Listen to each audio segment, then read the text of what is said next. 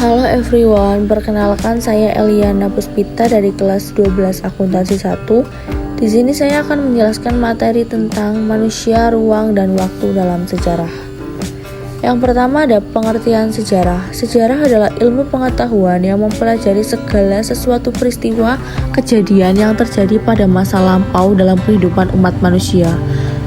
Peristiwa sejarah tidak terlepas dari namanya manusia, ruang, dan waktu.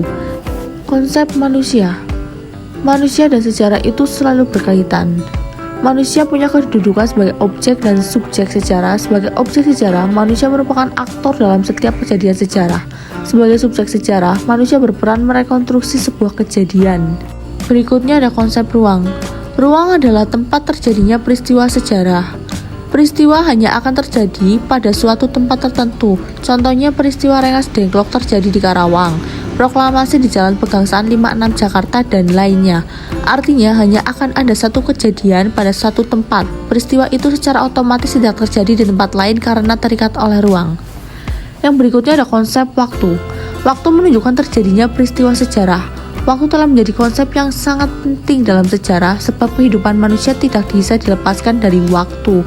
Termasuk dalam sejarah, waktu memiliki berhubungan dari masa lampau ke masa sekarang hingga masa yang akan datang. Konsep waktu dalam sejarah mencakup 4 hal, yaitu perkembangan, kesinambungan, pengulangan, dan perubahan.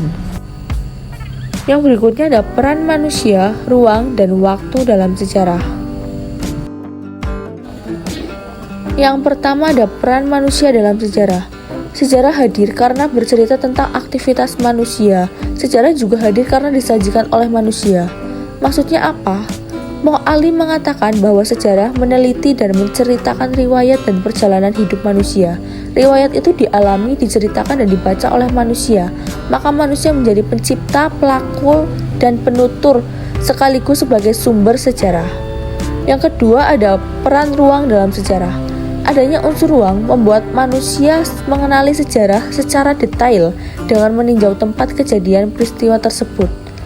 Biasanya, tempat-tempat kejadian akan meninggalkan jejak sejarah seperti benda-benda tertentu atau bangunan. Unsur ruang akan membagi sejarah ke dalam beberapa sifat seperti sejarah lokal, nasional, regional, dan dunia. Yang terakhir ada peran waktu dalam sejarah. Mengapa waktu sangat penting dalam sejarah? Hal ini karena sejarah selalu berkaitan dengan kronologi dan keunikan. Setiap peristiwa sejarah memiliki keunikan yang selalu berbeda dari waktu ke waktu.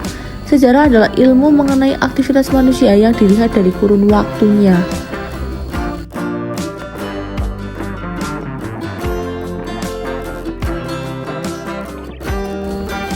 Sekian adalah penjelasan saya tentang manusia, ruang, dan waktu dalam sejarah. Terima kasih karena sudah menyaksikan.